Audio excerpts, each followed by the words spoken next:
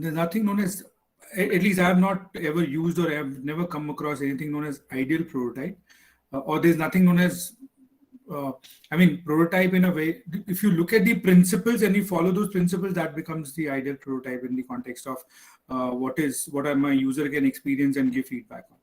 At least I have not come across anything around ideal prototype till now. Okay, sir. Because in my experience of using of working on designs across various domains and business functions, we've been using different types and different ways to prototype. So not kind of come across this thing. Okay. Thank you, sir. Sure. Okay, I think let's progress. And this session is all about commerciality. Okay. While Dr. Amol kind of talked about business models and business cases, before we get into understanding business models, I think what I would want you to get into is, first of all, thinking commerciality. Thinking how do you commercialize those designs that you're trying to create, or how do you unlock the monetary value of the designs that you're trying to create and you've created, and you want the users to, or someone to pay for it, and kind of so that it can be sustained in the long term. Now, again, I would have a few questions. Let's see if you can answer a few of them. So the first question that I have for all of you is, think of a recent commercial decision you made in your personal life. Any decision that you made in your personal life. Reflect if it was a good or a bad decision, and why do you think it was a good or a bad decision? So I'll give you, let's say 2-3 minutes to think of a commercial decision that you made in your life recently. Whether it was a good or a bad decision, why do you think it was good or bad? So let's take 2-3 minutes to think about it, and then I think we will discuss with a few of you to kind of understand this.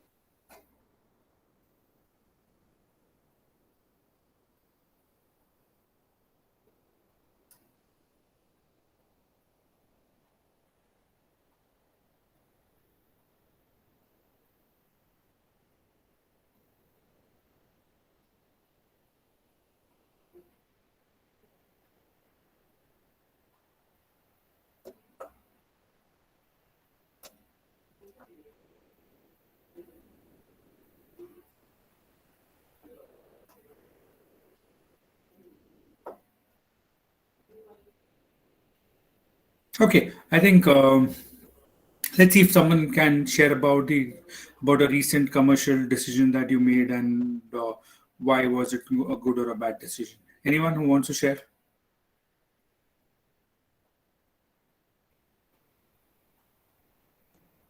Sir, most of our participants are faculty.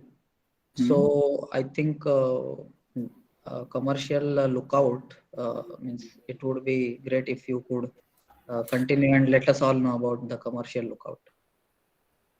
So I'm talking about in personal life. You would have bought something, you would have invested into something. So I'm not talking about business right now. I'm talking about personal life commercial decisions.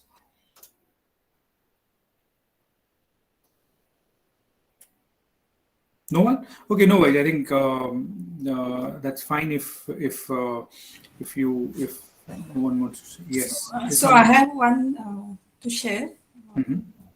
Actually, last year we formed a group of few enthusiasts, and we registered a company for the educational startup also, and for helping out school students to curate content with different learning styles and something like that. But it didn't work out.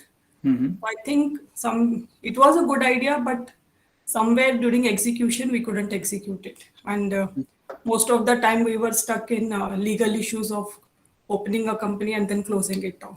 So that was a bad decision, I think. No worries. I think absolutely fine. So one, I think an interesting perspective that you shared, and in fact, Dr. Amol also shared an interesting thought and perspective. A lot of us, even if we are faculties, and this is what happens with a lot of us, that personally we take a lot of commercial decisions, good, bad, that's fine. That's what the outcome will prove, whether they were good or bad decisions. But we take commercial decisions in our personal life, but whenever it goes to business, whenever it goes to our profession, we rub off our hands and we raise our hands saying that we don't understand commercials or we don't understand commerciality. No, I think every one of us can think commercial. That's why I said I would want to first make you understand. I mean, we make you reflect on that. We all think commercial in our personal life: buying a property, buying an insurance, investing into something, managing your day-to-day expenses. All of this is commercial thinking. So all of us think commercial, but when it comes to business, when it comes to our profession, we start thinking, we raise our hands saying that we don't think commercial. So, guys, I think in design also, I think a lot of designs fail because they're ultimately not able to, like what you said right now around. A lot of designs fail. Even your organization was a design, okay? A lot of designs fail because you're not able to commercialize those designs. So today we're going to talk about, or this session we're going to talk about, how do you commercialize designs and how do you get to business models that potentially can become or can unlock the monetary value of the design or the investments that you've made into the overall design cycle.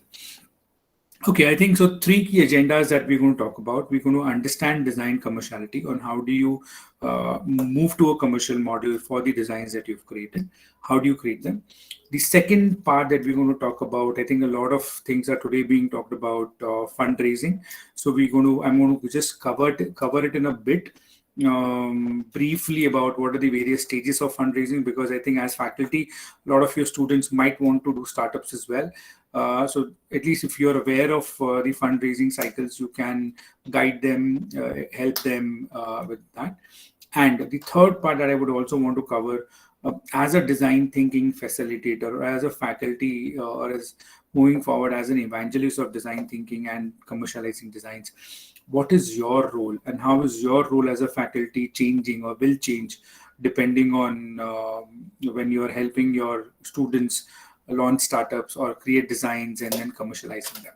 So I'm going to talk about these 3 things in this session. Okay.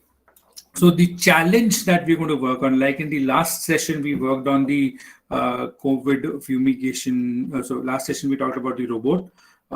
In this session, let's do a different challenge.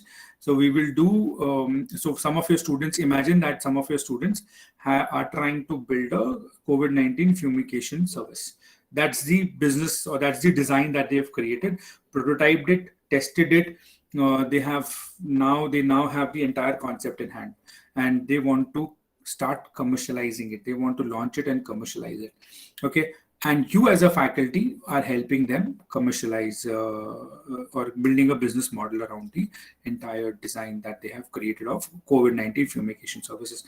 Okay, done. So I think that's the design, or that's the problem that we're going to work on during the session. So wherever you see this symbol, you have to perform that activity, whatever activity we are doing, on this particular problem or on this particular design that we have built or your students have built. Okay. Cool. So I think let's progress. So the few questions that when you start thinking commerciality, a few questions that need to be answered, or that you need to have answers for, are these 4 questions that you would want to, and we will go into detail of each of these, but let's understand commercialization typically will have these 4 questions that you would seek answers for, or you would need answers for. The first one, who are my customers? Who are the people who this my design is adding value to, right? Who are my customers? Second, what value are we delivering to our customers through the service, through the product, whatever product and design that we have created or solution that we have created? What value are we delivering to our customers? And third, what is our value unit? Now, again, when I say value unit, a lot of times you will have to define the unit, which means that suppose if I'm talking about the COVID-19 fumigation service, saying that we are giving you a 1-year contract wherein we will do every month one fumigation of your entire space, of your entire house, and this is a 1-year contract, so totally 12 fumigation service. This is a value unit. This means this is one unit that we are selling. Right, so you would define your value unit on what is the value unit that you're going to sell, depending on what value are we wanting to deliver. And the fourth question, what is the commercial model? Which means that for the value unit, what are we going to charge? What is the money that we're going to charge, depending on the costs that we are driving, and what value is my customer getting out of it? What is the money that I'm going to charge? So 4 key questions that we need to answer, or that we need to ask our students, or that we need to ask ourselves when we are working on any kind of commerciality phase, or when we're working on the commerciality phase of our design thinking journey, or the design process that we are moving towards. Okay, so let's try and go deeper into each one of these. So the first part that we will look at is, who are my customers? That's what we're going to answer. While you will have a sense of a lot of users till now, because you've done your empathy study and on, and you will have an idea of this, but let's try and understand that for each of this, we will take an example of MyPresso. MyPresso is basically a coffee machine, which is this is the machine that you see here. So MyPresso is a coffee machine, which we'll take this example to understand, and then we will do the activity on the fumigation thing. So there are various.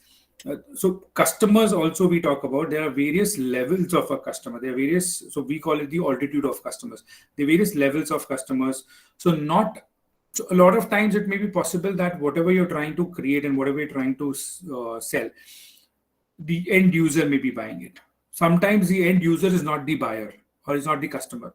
There's someone else who's buying it.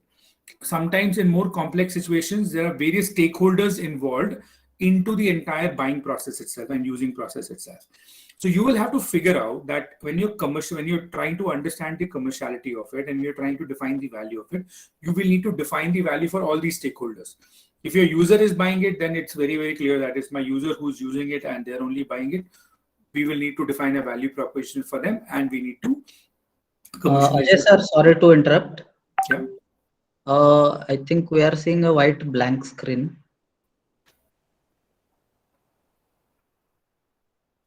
Once again. Right from the start of what? Or this now? Right from the start, sir.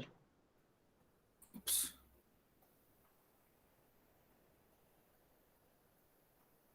Okay, wait. Now you're seeing it? Yes, sir. Oh. Okay, it's cool.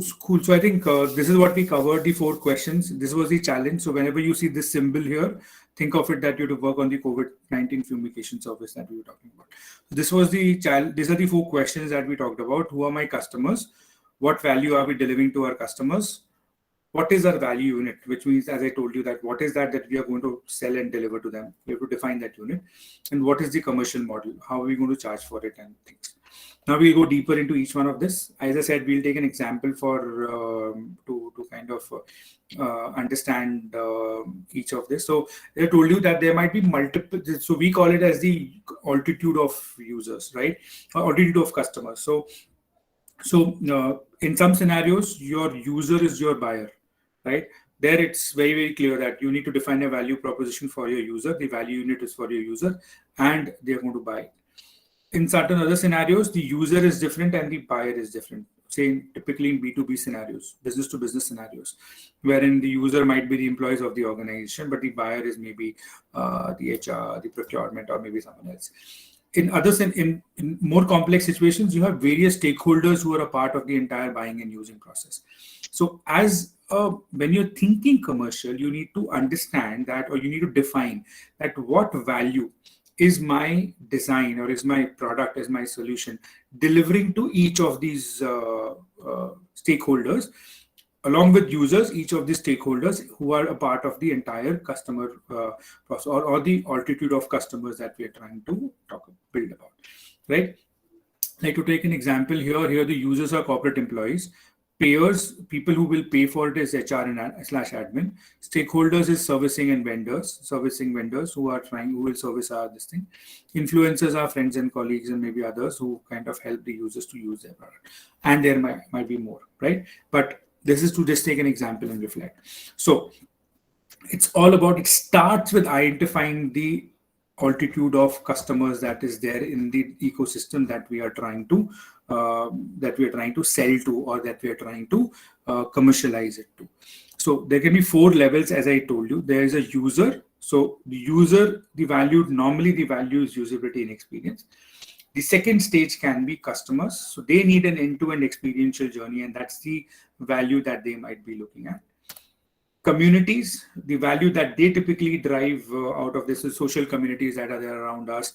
If they are kind of getting involved into the entire buying process, or they are kind of influencing the buying process, it should be fitting into the norms of the community. That's the value that they will typically look at. And the fourth level can be ecosystem. There are multiple players in the ecosystem. There are suppliers, vendors, regulators, etc. So the value that they might look at is a win-win for all. So it should be value. It should be beneficial to the suppliers that's kind of helping you deliver the product or deliver the entire service. The regulators, it should not be violating any kind of regulatory norms. It should not be hurting the environment, etc., etc., etc.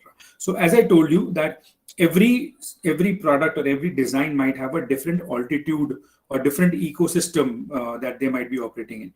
So you need to figure out that who's our customer, and we need to understand, or we need to first figure out that while the user might be using it, but what level of this entire altitude will be paying for it, will be buying it, and will be paying for it. So we need to identify that. So as I told you, that the first step of it is, you need to understand in commerciality is, while till now we've been focusing on users, here we have to focus on, or figure out the right altitude which will be paying for the design that we are trying to create. Not every time the user pays. As I give you an example, the customer might be different and the users might be different. So we need to figure that out. At what level of the entire altitude do we need to place our commercial, or do we need to charge, or do we need to kind of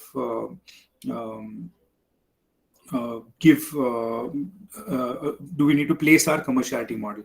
To give you one more example, suppose you talk about Amazon. Let's take a simple example of Amazon. For the users, Amazon is free. Like, if you're using the basic service, let's not talk about Amazon Prime, but using the basic service, it's free. Where are they charging? They're charging into the ecosystem. They're charging the suppliers, right? So they're not charging you, but they're charging a commission to the suppliers, people who sell on Amazon, right? Because while you also have a value proposition, but the suppliers have a larger value proposition, and that's where they want to commercialize. That's where they wanted to commercialize it. Later on in their journey, they came out with a Prime subscription, wherein they said now the value to the users, which is faster delivery, which might be content consumption, all these things, is getting stronger. Now the users will also be paying for it. That's when they introduce the second level of commerciality to the design. So remember, figure out the altitude of commerciality that you would, or the altitude of customers where you need to commercialize this, rather than just the user angle of it now. Okay, so let's go back to our question that we said, or the challenge. We will typically do every activity not more than 5 minutes. So identify the altitude of COVID-19 fumigation service.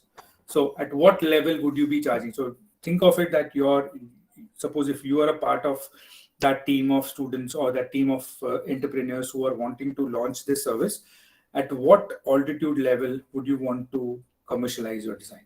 Hopefully the screen is visible now, right? And you're not seeing white screen. Yes, sir. Okay, done. So let's see answers on the chat. We will not be creating anything now. We will just see answers on the chat. So yes, anyone, any thoughts around at what altitude of would you be commercializing this?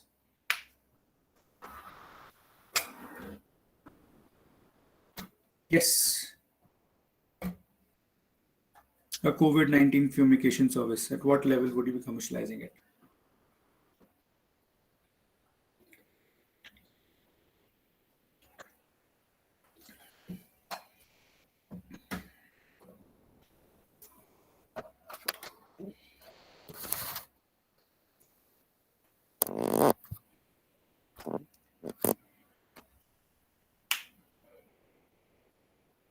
No answers? No thoughts?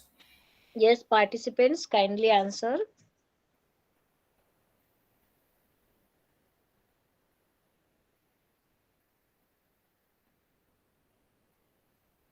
Again, this also has an altitude thing, okay? You might want to think about users. Users would be end users, people whose homes are getting or whose offices are getting, so the employees there or the people who are staying in that home. Right. The next level can be the customer. Customer can be the entire building. I'm just helping you with this now because I think I did not receive any answer. So the customer can be the entire building's committee, the building secretary, who's trying to get one vendor or who can get one vendor for the entire building. This kind of makes the value proposition stronger because you will get at least 50, 60 or 100 flats at one go. I'm just taking Mumbai as a context right now. You will at least get 100 flats at one go for fumigation and your order becomes. Third level is community. So whatever you're using, community would community be paying for it? I don't think so. So the right level for you might be two here. One is if you're going in an individual home kind of a thing, that might be there, or you might go into a building wise building thing, or an area wise area thing. So you cover a good number of homes at one go. That kind of makes it easier for you. So this is how you take a decision of, or this is how you kind of explore now that at what altitude of my user or customer ecosystem should I be placing the commercial angle rather than the usability angle now. Okay, so I think let's progress to the next part of it.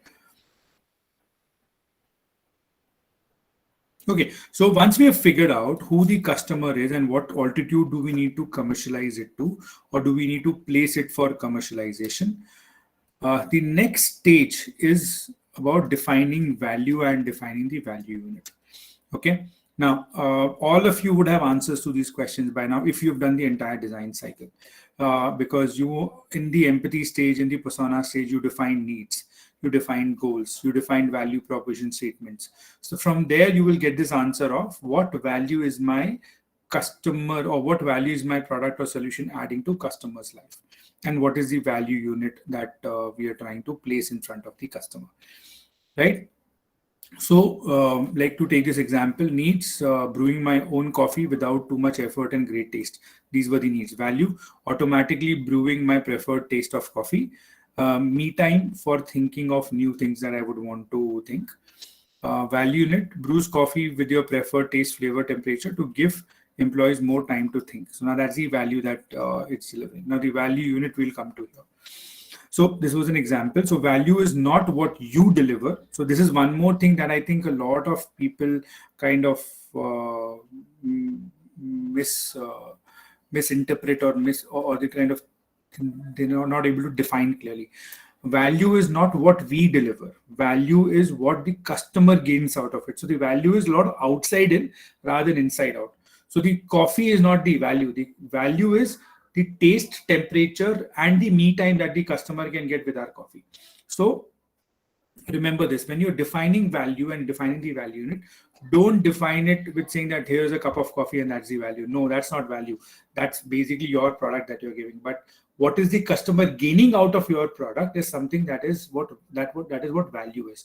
So that is something that you need to define clearly. That's what will sell, or that's what you will attach the commercial value to also, right? So a tool that you can use to define, like we talked about altitudes as a tool there, a tool that you can use to help clarify this entire value is something that I'm sure you would have seen it by now, or if not, then you can look at, you can think of this as a value proposition canvas. Let me explain this tool to you. Okay. This tool, the right hand side that you see here is basically what my customer is. right? So it talks about what my customer does, the entire persona that or the journey that my customer goes through. So this is the tasks or activities that the customer does in the day. What you look at here is what are the pains that my customer has, and what are the delighters, or what are the happy moments that my customer has. So both these things is what we have captured till now through our empathy study. We know this, right? If you would have built an empathy map or you build a persona, you would know this. The left hand side is basically what will bring out the value of the product or the solution that you're trying to give, which means that whatever problems that my customer is going through, how is my product helping? So this part of it, the left hand side, the extreme left triangle that you see here, this is where you define your product or value proposition.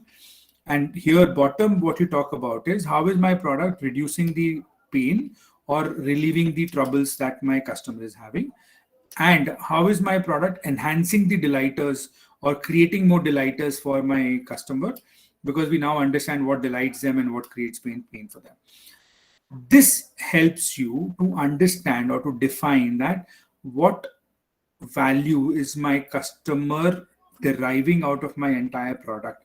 And here in between is what you will put as your value unit, which talks about that what is that unit that I'll be giving? What is that?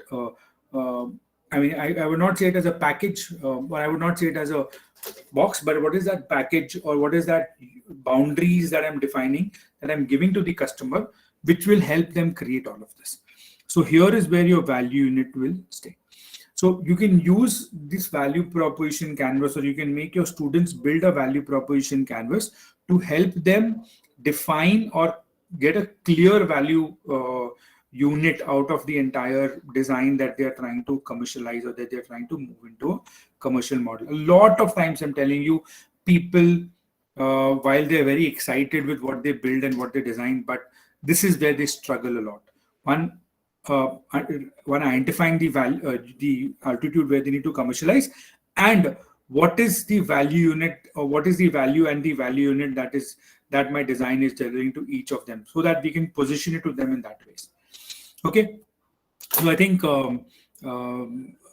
define. So this is another activity that I wanted to kind of you to do, but let's see. So define the value unit for the COVID-19 fumigation services for at least one character of the altitude. So whatever character you must have thought or you must have identified, define the value unit that you would do.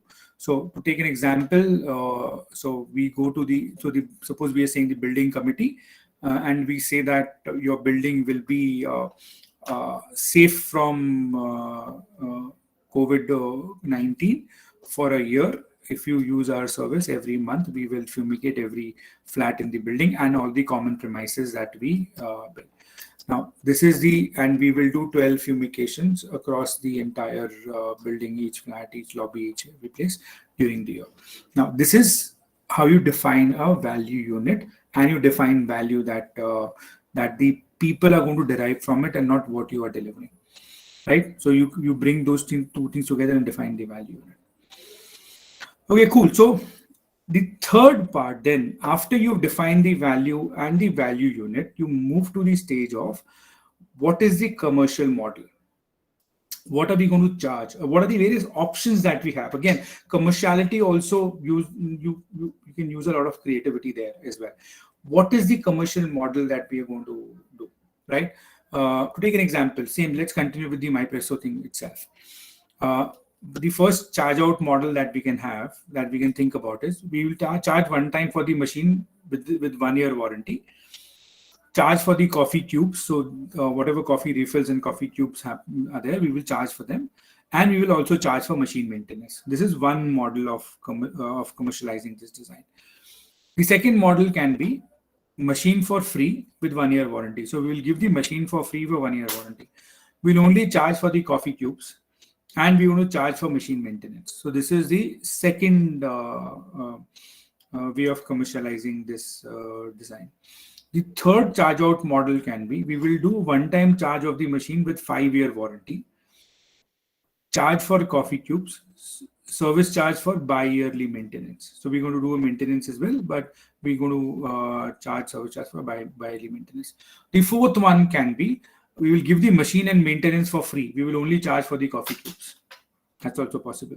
So remember, there are various ways of crafting a charge out model, and you can in fact use the same principle of prototyping and testing this also, saying that we would want to proto this model, test it out, and get a feeler from the customer or the or from the customers who are going to pay for it, that what model is clicking to them or what is their reaction on a particular model, and from there you will be able to figure out the economics then, because this is what will define the economics for your entire design.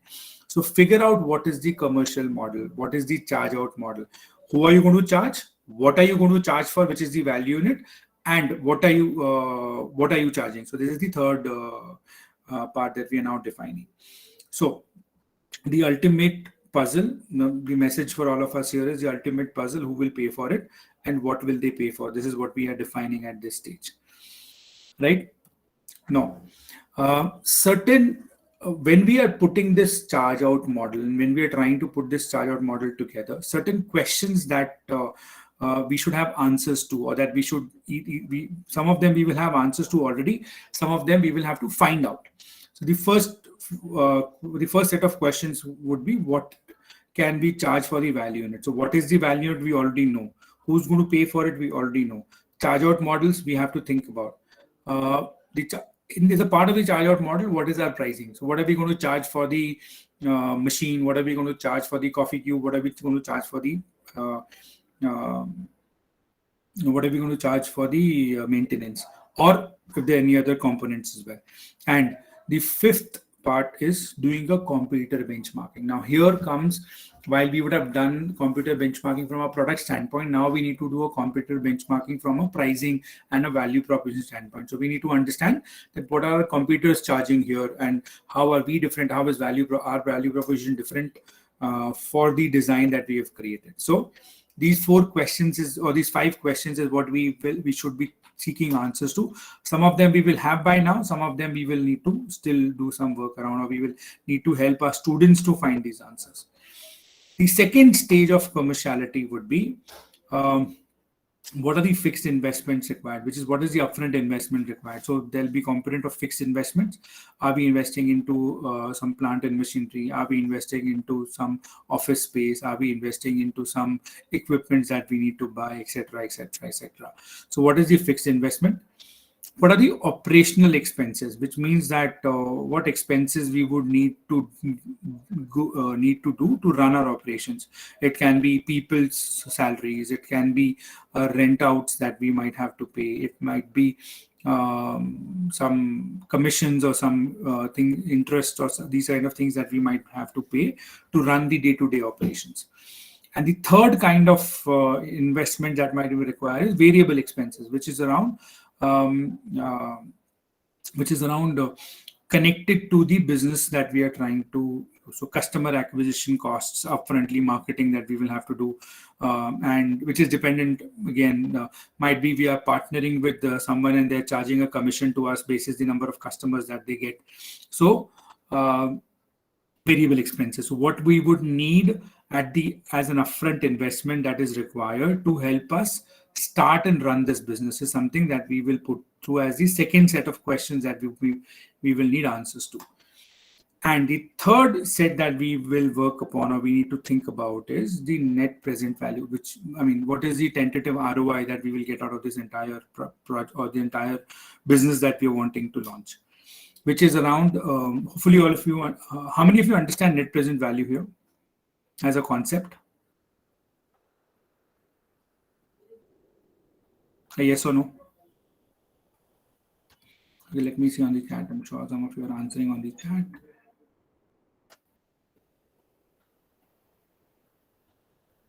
Okay, Anand says no. Cool. I think Anand, thanks for the answer. Let me explain to you what is net present value. Okay, so net present value is a tool, or is a universally accepted financial metric, which is used to value a business or project, a new product that we want to launch. It helps you establish the commercial value of the entire value or the business that you're wanting to get into. So what is net present value? NPV basically is, okay, let me ask you this question and then we will try to answer what is net present value.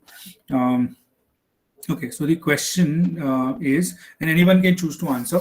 Jyoti, I'm wanting to start a restaurant business. Okay, I'm wanting to start a restaurant, and Jyoti, I have come to Jyoti and I have asked her to fund this business or invest in this business, and I am telling her that I need 2 crores, which is okay to invest, but and I'm saying that in the next after 3 years I'll be able to give you 2.3 crores as a return on this. Now tell me, Jyoti, this is a question that I have for you. Imagine this scenario. I have asked you for 2 crores today, and I'm saying after 3 years I'll be able to give back, and this is an equity investment that you're making. I'll be able to give back 2.3 crores to you. Okay. Now, Jyoti, are you well off? Are you in a better situation after 3 years, or are you making a loss in this entire transaction?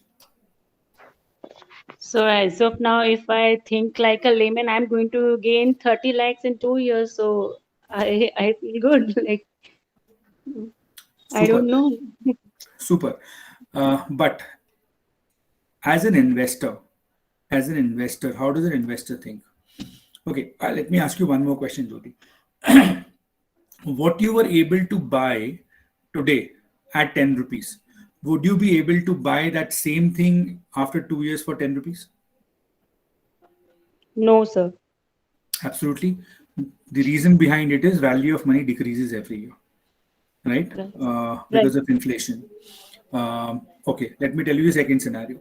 Jyoti, while I'm sure you have great money with you, but you also raise funds from a lot of other sources. You are an investor, so you also have your sources of funds. You are raising money, or you are getting money at 12% or 15% interest or 15% is your cost to raise money. Okay. In this scenario, when you're paying me 2 crores, you're raising money at 15% per year. Would you still be better off?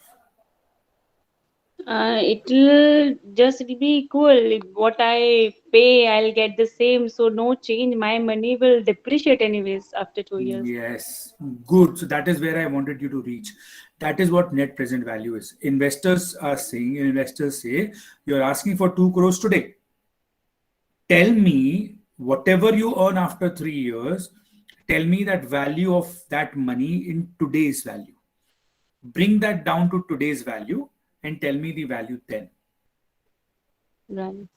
Got it now? So understood why we calculate. So I mean, there's a entire formula and things that you use to do NPV, but understand the principle. I think if you understand the principle, then you can you will kind of learn how to calculate also. But the principle or why we do it is, you ask for money today, and the investors will say, don't tell me what you're going to give me after 3 years, because after 3 years that 2.3 crores will not be equal to 2.3 crores.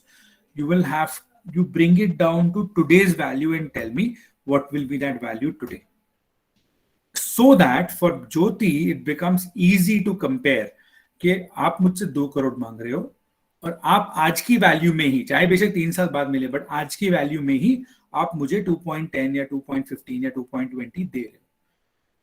Then it becomes easy for me to take a decision around making whether I should make the investment or I should not make the investment.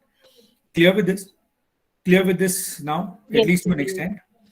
Yes. So the third stage that we need to get into is calculate the NPV of the entire business in a time frame of 3 to 5 years, depending on what businesses you are in. Suppose you're getting into an infrastructure development business, then it might take 15 years also, because infrastructure projects are long-term projects and they kind of yield you value. Like, to take an example, the company that built the sea link in Mumbai, well, they invested money at the start, they did not make the money in the 2 to 3 years or maybe 5 years also.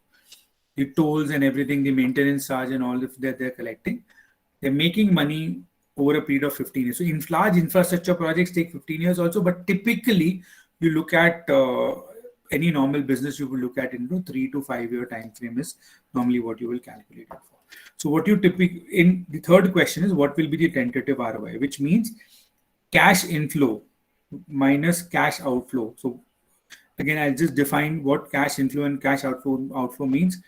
The reason why we are saying cash flows here is and not calculating revenues versus minus expenses, because at the start of a business, what is most important is cash flows. Day to day run karne ke liye, do I have money? Can I pay? So cash flows are most important, and I need to remain cash positive across those 3 years at any cost. If I ever get cash negative, it will become difficult for me to run the day-to-day expenses, day-to-day business. So net present value is nothing, basically cash inflows. So we define the 3 year time frame, cash inflows minus cash outflows, and you bring all of that to a present value. You factor in inflation and you bring all of that to a present value. Or you factor, like Jyoti, you might take the decision in a different way also. You say that अगर मैं वही 2 crore को, if I put it in my bank account, I'm still getting 5% or 6% FD, maybe मेरे को 5 to 6% मिल रहा है, which is completely risk free.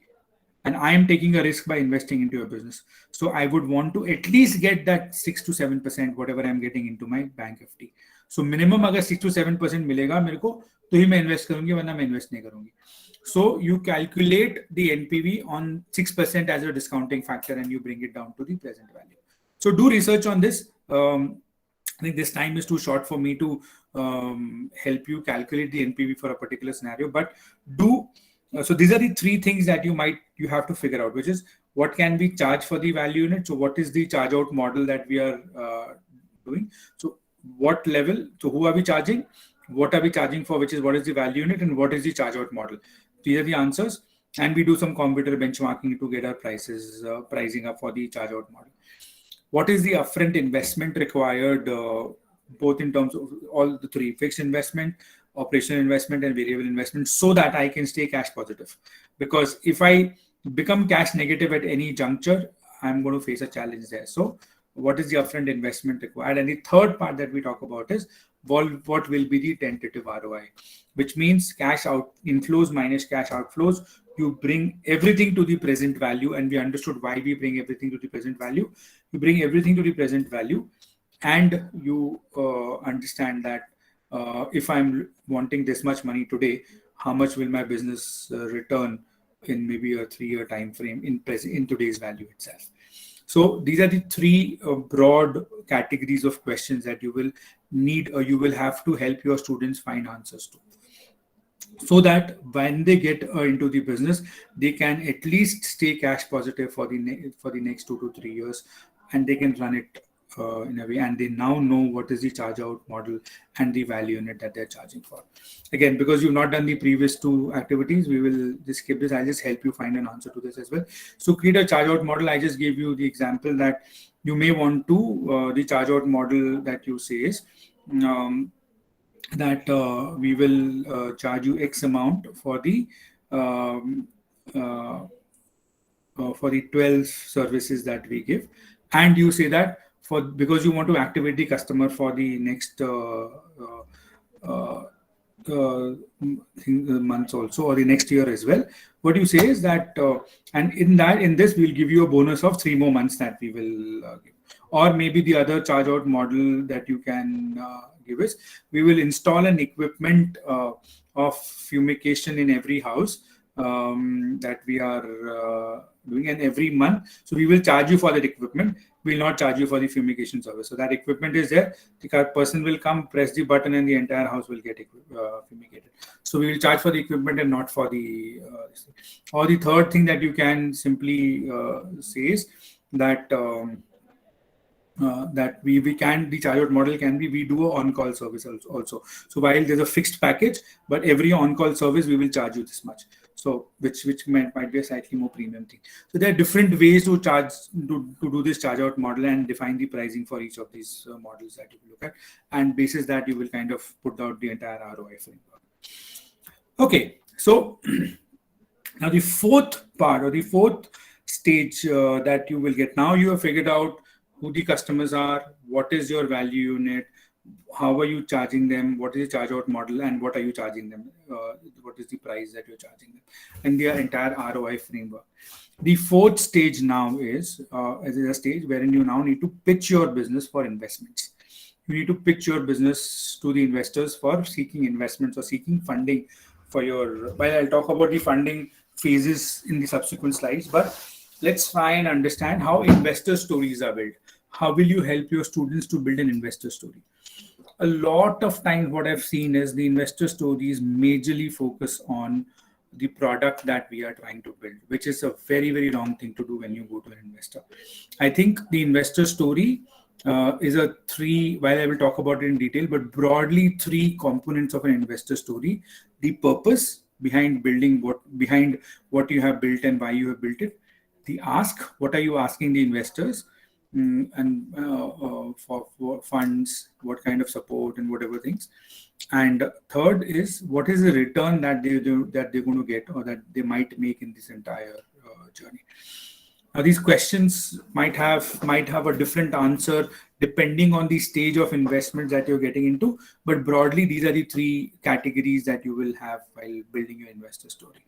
Like, to give an example, the purpose: giving corporate employees the gift of time to think with my presso. The ask, so we kind of figured we kind of put the purpose very, very strongly. Now, this can be done through a story, but broadly we put the purpose. The ask, we are wanting funds for building the machine, whatever things that we've decided in the preview. Where do we need to invest this money? Corporate network to help in customer acquisition. So if the investor has a corporate network, it'll help us in customer acquisition, and direction to scale further. These are the asks that we have as a startup or as a business. And the return, which is what are they getting? They'll get equity, increase in valuation with business growth, exit at a better evaluation. So they might get these kind of returns. So they're the things that you might want to build. Now, remember, I think a lot of times we think that people invest in products. No, people invest in the purpose and the people who are behind this purpose. So most of the investment decisions are based on these two things. One is the purpose that or the problem that we are trying to solve. Is that problem strong enough and big enough to be solved? And the people who are behind, the team that is behind solving this. So when you are building an investor story, build an investor story around the purpose, and I'll tell you a framework now. So there are three, as I told you: the purpose, the ask, the return. So the purpose should have these four components very, very clearly defined in the investor story. One, who is the hero of your story? Whose life is going to change? And remember, the investor is not the hero. The person or the user or the human whose life is going to change with your product or with your service when they use is the hero of your story. Describe what is the current challenge. What are they going through right now? What is the current challenge that they're going through? Third, what is your idea? What is the solution that you have? What is that you've built? Fourth, what impact will it have on the users? Which means, how will the user's life change? What will be the new life of the user once they use your idea, once they have consumed your idea? What is going to be the new life? That's how you build purpose, by defining this and putting it into the form of a story, an analogy, or in any way that you would want to do the story. The second part is the ask. What are you expecting from the user, from the investors, and why? Why are you investing? Why are you expecting it from them or from him or her, right? Why? What is your commitment to the concept and business? As you or as the entrepreneur, as a team of founders or co-founders, what is your commitment in terms of business, in terms of money, in terms of effort, in terms of whatever you put in behind it, right? Time, money, effort, investment, whatever it is, right? And the third part is, what is your plan to scale? So that's, you broadly, you map your plan to scale, and you map what are you asking from them in this entire plan of scale. So there are three things that you will put together, that you will have answers to in putting your investor story at the stage of ask. And the third part that we look at is the return. what are the expected returns from the business, which you would have calculated in your ROI framework by doing the NPV. So what are the expected returns in a 3 to 5 year time frame that you've calculated? So you can put that. How are those returns going to come is something that you will definitely need to put as answers in this question itself. You need details of all those things, that what is the expected return and how are the returns going to come in. The second part, what can be the probable exit for the investors? While and again, depending on the stage of investments that you are in, you will have an answer to this. At a very early stage, you might not even have an answer to this, but you should still have an answer to the economics part of it. This part of it you might skip at a very early stage, but when you are at a matured stage, you've raised multiple rounds and your business is at a slightly more matured stage, that point you should definitely have an answer, that what is the exit strategy, or is there an exit strategy that you have, maybe an IPO, maybe an ICO that you are planning for the company, which will help the investors get a better return and they'll be able to exit. Okay, so do think about it, that when you're building, when you're helping your students, or if you suppose go into a startup and when you are building your investor story, do look at these three components: the purpose, the ask, the return. Purpose is who's having the problem, what is the problem, how are we solving it, and by solving it, what is the new life that they'll be able to achieve. And in that itself, you can cover the market size, the number of users that are there, all of this. The ask, what are you expecting from the investors, and how are you going to use whatever you're expecting from them in terms of money, in terms of help, in terms of direction, whatever you have. And the third part is return. What are the expected returns that they're going to get? And if you are at a matured stage, how will you help them exit at a better valuation? So these are the things that you might need an answer to, or you might need to build an answer to. Okay. So I think, again, we will skip this because most of you have not done the previous activities. So you're about to pitch this solution to an investor in the next 1 hour. Create a one-line purpose story that can, okay, let's do this at least if possible. Create a one-line purpose story that can be the opening line of your pitch. Now think of it, you are the entrepreneur and you are in the next 1 hour, you will be stepping in front of the investor to pitch your idea for investments. Okay, and this is the very first time that you're going in for investments. You need to build a one-line purpose story, which will help them understand the purpose of your solution. That will be the opening line of your pitch. So what would that one line be? Something that, let's take 2-3 minutes and figure out that one line, and then I want to listen to a few one-liners that you've created. Let's see all the faculty group here, how creative you are. Okay, so I'll wait and let's do the one-liner, and then I will listen to a few of them.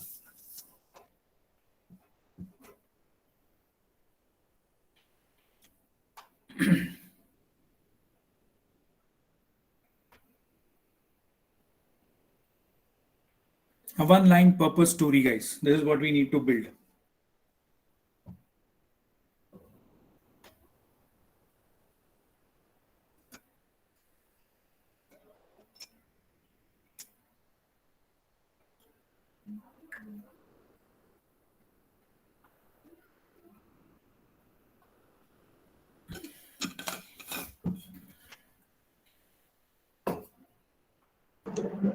Participants, please interact.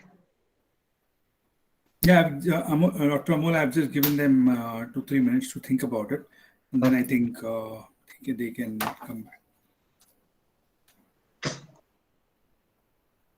Think of it, you're stepping in front of the investors. This would be your opening line, which will help put the entire purpose right up front.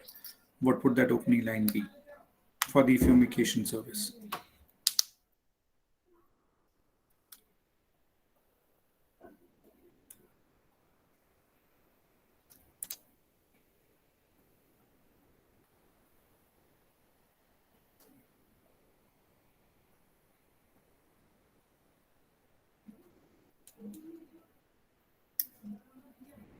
Okay, anyone who wants to share the one-liner that can be the opening line of your pitch that you make to the investors?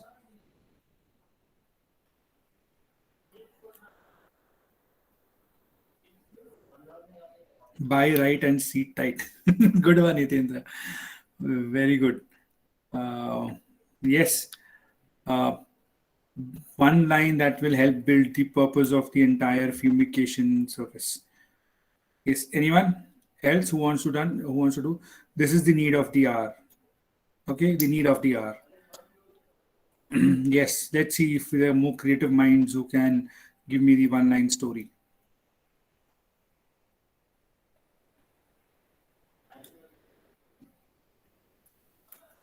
Jyoti, you're giving me 2 crores. Can you give the one-liner as well? As my potential investor. Yes, sir. I am just thinking about this COVID-19 and I thought means like Godrej may safeguard your house from thieves, but not from God rage, like COVID-19. Super. I think good. I love the way that you use Godrej Almira. Idea that transform the world. Yep. Good one, Anu. Yes, let's try and see if others can have.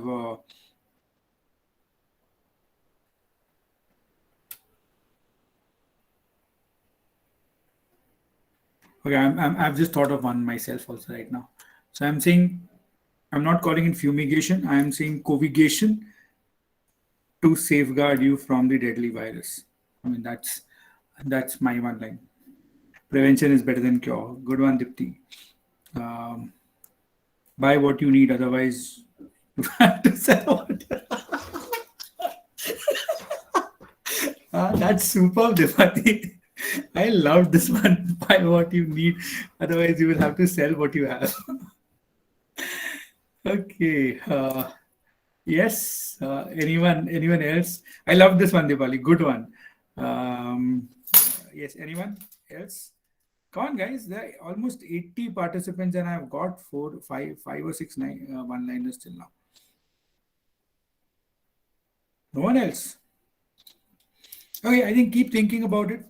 Let's progress. I would love to see a few more one-liners, but let's progress to the next part of it. So whatever I have talked about till now, I think nowadays a lot of times when you meet, especially angel investors, or when you meet investors at a very, very early stage, they can be your family members or anyone, any relatives or any close ones. A lot of times they ask you, or the conversations that happen over coffee is, can you explain me your business model in one single sheet, in one single, or we also call them napkin investor or one napkin business model, which means, can you explain me the entire business model in one napkin itself? Or I'm sure all of you understand what napkins are, the tissue papers that you get. So can you explain it to me one tissue paper? Which, whatever we have understood till now, while I wanted to go deeper into each of these, can be summarized into this, which we call as the business model canvas. Now, this, whatever we have done till now, will fill all these spaces that we have done. So you start with, just make a note of this. You start with who is the customer segment. So you understand the entire altitude and who's the customer segment who will pay for it.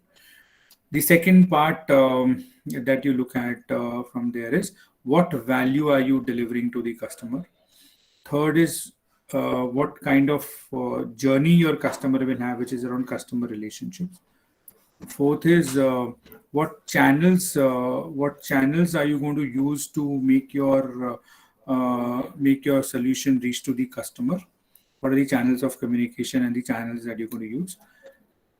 Who are your key partners? So who are the partners? If there are any partners, if you're outsourcing something, if there are any vendors, the ecosystem that we talked about, who are your key partners in this entire journey who will enable this? The entire operation plan, what are the key activities that you will need to do to help this entire thing materialize? Key resources, what will you need in terms of human capital, in terms of intellectual capital, in terms of investments, in terms of infrastructure, in terms of technology, what are the resources required? What are the cost structures that are there, which is about what are the costs that will drive your investments or that will drive your business, and how are you going to make money from the investment? So what is your charge out model, and how are you going to make money, and what is the money potentially that you can make? So all of whatever we've done till now can be summarized into one single page, which will help the investor understand your business model in one single page itself. So this is what a business model canvas is. So once you get answers to all these questions, you can fill this up, and this is a one summarized page which is acceptable. I mean, this is a tool which a lot of people globally, it's a tool that is kind of used by a lot of people. So you can say that it kind of becomes a common language for business models. So you can think about helping your students create this business model canvas as well. Okay, so by now we now understand how business models are created and how do you go through the entire journey of creating business models for for the value proposition that you're putting into the market. Now we will come. So I'll just take a pause here. Any questions till now, and then we will go to the entire segment of fundraising. Yes, let me take a pause here and ask for any questions that we have till now.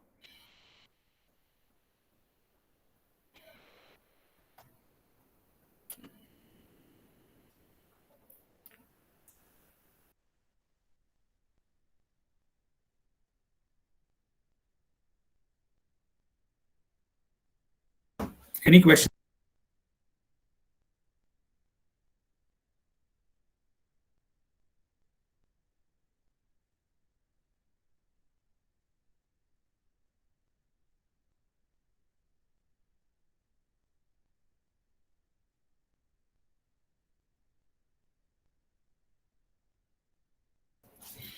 Yes, no questions?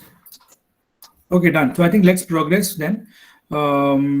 We will now get into, at least I will touch upon what are the various phases of fundraising that are there. So I think you will hear a lot of these terms, and a lot of times you might get confused with what this is and what is not in the entire funding cycle of a startup. So let me explain to you what the funding cycles are. So the first stage, or the one of the stages that is there, is bootstrapping, which you will hear a lot. Bootstrapping typically means self-funded, which means मैंने अपना खुद का पैसा डाला है, and basis that I'm kind of from there is when I'm funding the entire business. The second or the next stage, again, this does not necessarily happen in this sequence only, but understand the phases and what stages of business it is. So the second or the next stage can be pre-seed capital stage, which is I have an idea, I have an idea, concept is there, but there's no revenue that's there. Even my idea is not kind of in a working model, but there's an idea that I have. You're needing funding for that, which is pre-seed capital. At this stage, you want to just test out your idea, and so that you can take it to a stage of you will build some protos, you'll test it out from the money that you take. Typically, the people who will invest here are friends, family, and immediate network. So you will go to them and seek funding from them, which is again a very early stage. The third stage is seed capital, which is you need this for developing the idea. So you now have your idea finalized, and you want to develop it into a working model, and to pitch it to. So you want to build it, pitch it, and go do a launch of the idea or the solution. So this typically, you still don't have revenues, but this typically is done by accelerators or entrepreneur builders. So there are a lot of accelerators that are working around. I'm sure some of your institutes might also have some accelerators. So the accelerators help give this kind of an investment. The next stage is angel investment, which is you already have the concept proven. It's already been pitched. You already have some users who are using your concept. And at this stage, you are going in for angel investment, wherein you want to use this money for early growth. Just 1 second, guys. Just 1 second.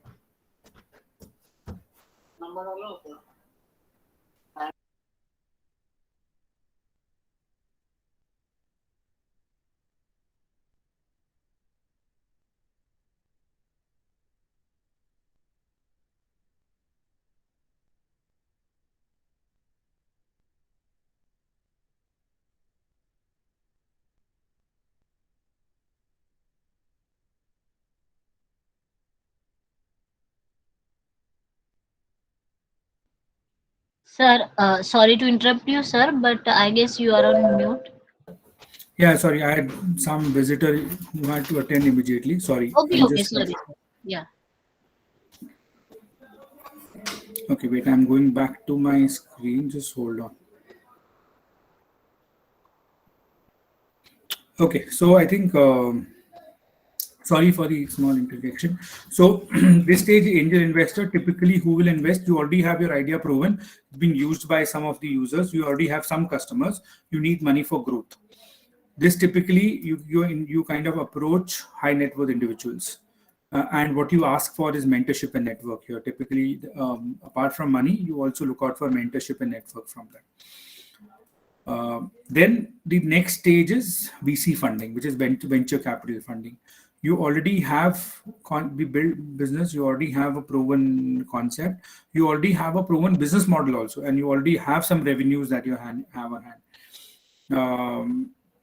And the firm already has investors, which are in form of angel investors and some investors, and there are board members and enablers who are working with them. What you're looking out for at this stage is money along with networks is what you look out for.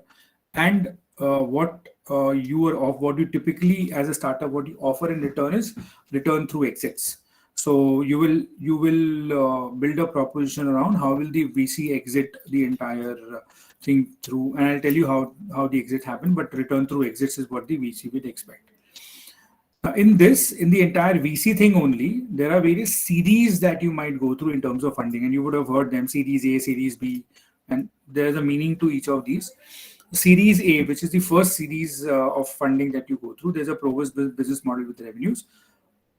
So this is what the first series, which is what I've covered in the previous one. The first series. Series B, you now typically when you go in for a Series B, you convert from a startup to an actual established company itself now.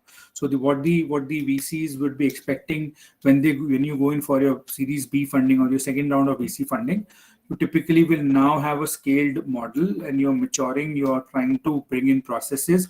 You're trying to bring in a lot of internal efficiencies into the thing.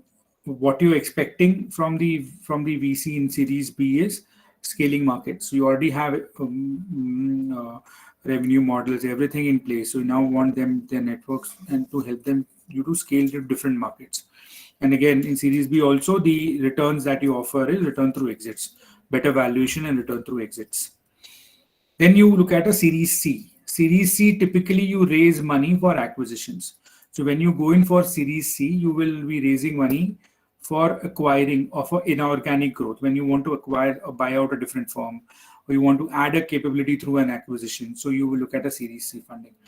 Typically, who would be investing into a Series C is hedge funds, investment bankers like JP Morgan or other such investment bankers, and PE funds. PE funds are typically private equity funds.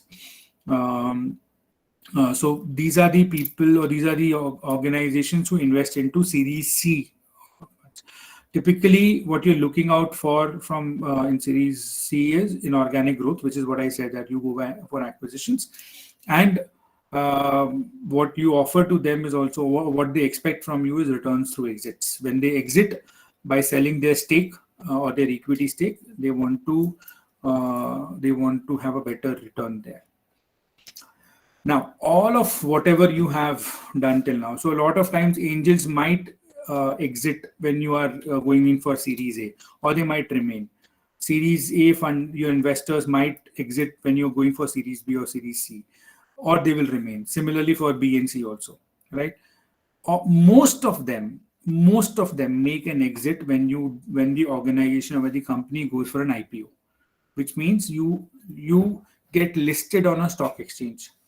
So most of the people who have invested in you, or I mean, at least 99% of the times, every investor, most of the investors who have invested in you in terms of angels to, or maybe pre-seed or angels to a Series C, will exit here, right? So typically IPO is when you're raising money from public. Requires paperwork and compliance, so you need a lot of paperwork, and typically that's the reason when an organization is going for an IPO, they typically plan for it at least in one to 2 years in advance, or 2 years in advance minimum. and because you need a lot of paperwork, compliances, and things to be in place before you go in for an IPO, because you then become a public listed company. And what the now investors, the new investors, because most of your previous investors have exited, the new investors are the general public. What they expect in return from you is dividends and returns along with fair business practices. And a new tool that is nowadays coming up for funding businesses, and again, a lot of time exits happen here, is something known as ICO. ICO. Let me explain what ICO is. I'm sure most of you would have heard of cryptocurrency, which is Bitcoins and a lot of these kind of currencies that are there. So a lot of companies are now launching their own cryptocurrency that's coming up. Like Yash Raj launched it, or the entire Bollywood industry is launching it. So a lot of companies and organizations are launching this now. Again, it's a mode of raising money through cryptocurrency, which is ICO stands for initial coin offering. Like IPO was initial public offering, this is initial coin offering. Typically, this money is used for developing, launching new products, or starting its digital currency, so raising funds for that. Again, why is it being done? Because it's still a lot unregulated. So it helps companies to bypass the rigorous regulated capital raising process of IPO or of any of the VCs or PE funds that happen. So it helps the companies bypass that and raise money faster. So you look at, so this is a new way that people are raising money, or organizations are raising money nowadays. So this is the entire fundraising cycle. So right from a pre-seed to an IPO or an ICO is how the entire funding journey happens with any organization or any startup. Hope this gives you at least a glimpse of, again, every stage there is a lot of detailing that happens. There's a lot of questions and things that need to be answered, and there are organizations who help you go through every stage of funding. But typically, these are the stages that will that any startup or any business will go through in the entire fundraising cycle. Okay, I'll just take a pause here again and ask you a question. Ask if there are some questions. Then we will kind of take those questions right now, or maybe then otherwise we'll move to the next segment, which is the last segment that I have around what is your role, or how will your role change.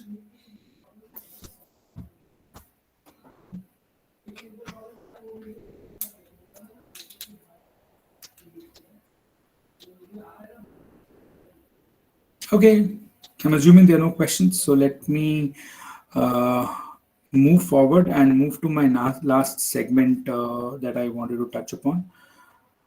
Okay, wait.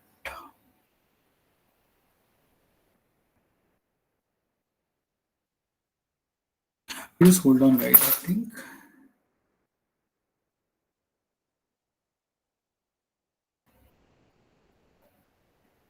Just hold on 1 second.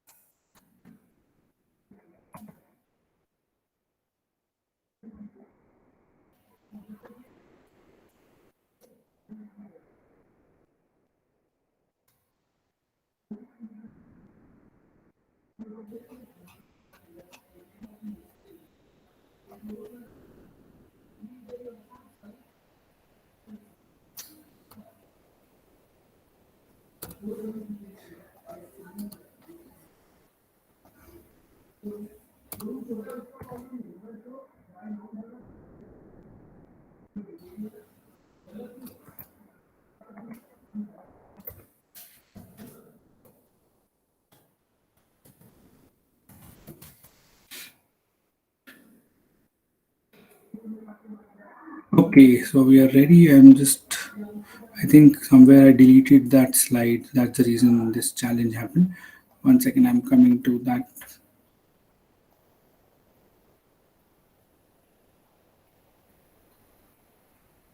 Okay, so I think from here, I just wanted to move to the last part that I want to talk to you. That now with this entire new way that you've learned of design thinking and helping students or helping the budding entrepreneurs or shaping the budding entrepreneurs or the designers, design thinkers or designers of the future innovators of India.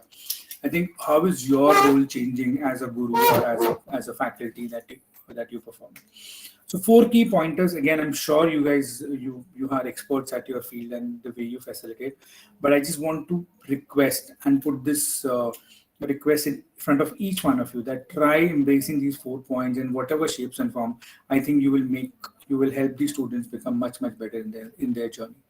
That's the only way, and if I feel that you will help them become better designers and problem solvers. So the first stage, or first point that you can embrace is move them out of the class, which means design thinking does not happen in the comfort of a class.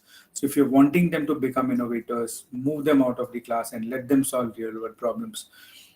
Fine if they are moving out and exploring, figuring out, observing the challenges of interviewing people. So make it more practical and move them out of the class.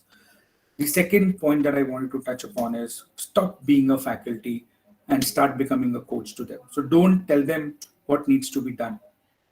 Let them figure that out. You help them, guide them in their journey towards figuring out is what I would say. So don't tell them that you do this and this will come out. No, I think you give them direction and you then help them explore and let them create and fail. I think a lot of times we create a very safe environment for our students or for our children. No, I think let them create and fail. You just become a coach to them.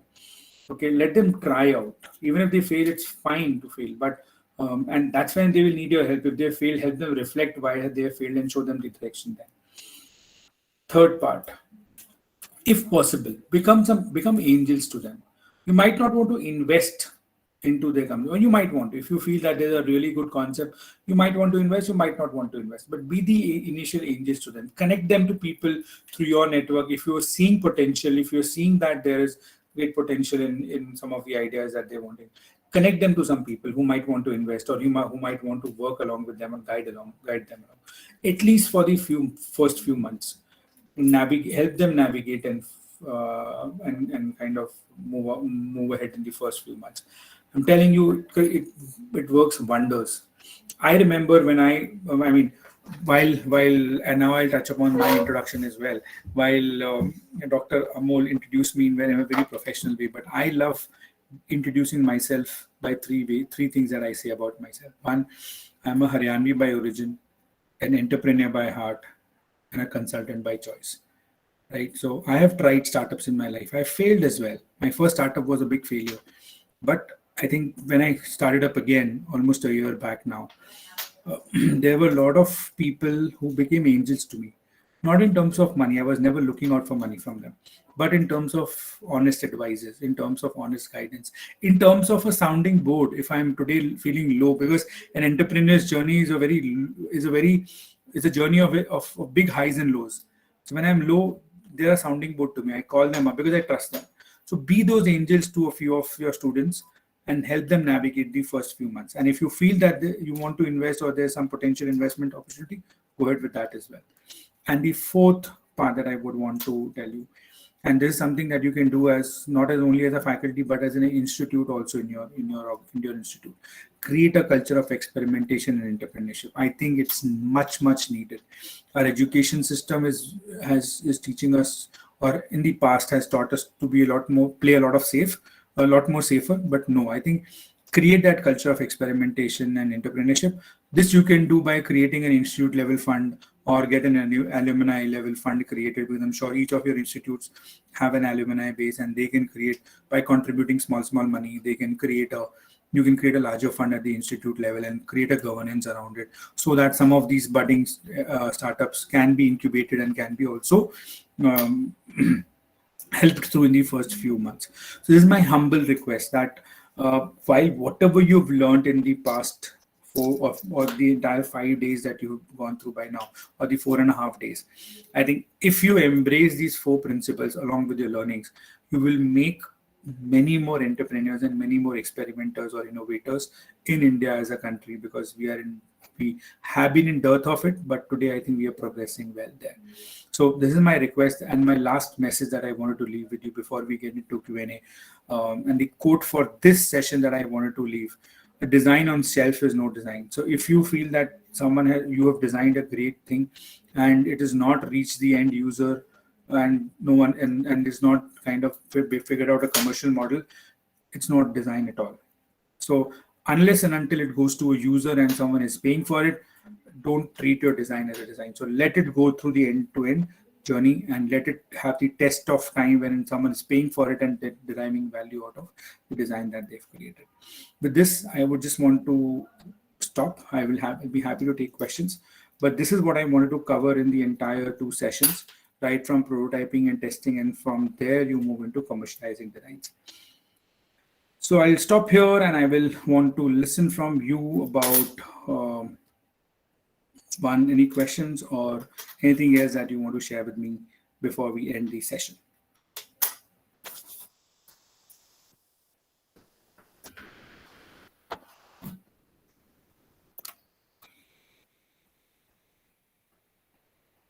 Hello, am I audible? Yes, sir. Yes. Any questions? Any questions? Any thoughts? In fact, any feedback also, I'm fine taking the feedback as well. Don't worry. And you can voice your feedback on my face also. It's absolutely fine. I'll be happy to take that. Anything that you want to share? I think being silent, you've been silent. A lot of you have been silent since morning. Being silent doesn't work, guys. You're all faculties. I'm sure I'm sure each one of you have great energies to share your thoughts and perspectives. So do share your thoughts and perspectives.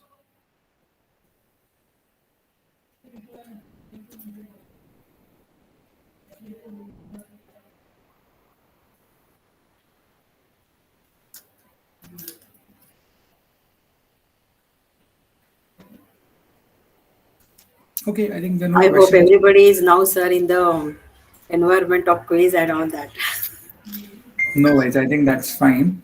Thank you, Jyoti, for your kind words. Yes, guys, I think for me, the objective that I had set for myself when Dr. Sujata reached out to me for this session was, I cannot make you an expert at any of these things in 1.5 2 hours. But my objective here was to nudge your mind, around start thinking that ways. And I'm sure with your expertise, if you start thinking that ways, if your minds are nudged, you will go and research and you will find out answers and you will become experts at each of these topics.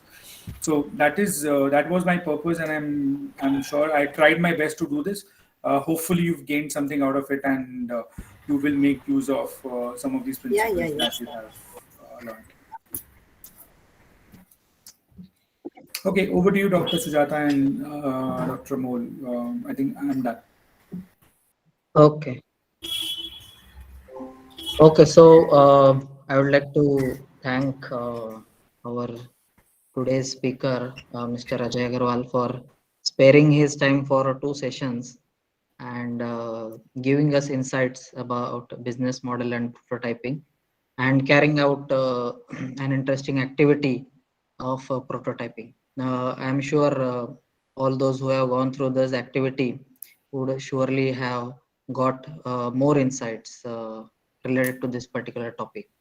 So from our institute, Sardar Patel Institute of Technology, and from our Atal FDP team, I would request you to accept this virtual token of gratitude from our FDP team. Thank you so much, Dr. Amol. And as it is, I'll tell you, just to share with you, SPIT shares a very, very special space in my heart, because I think 10 years of my life I've spent at that campus, at the Bhavans campus. I was a student of Hansraj Morarji. Okay. Yeah, so I think. Yeah, we are happy to know, sir. So I've spent the good 10 years of my formative life there.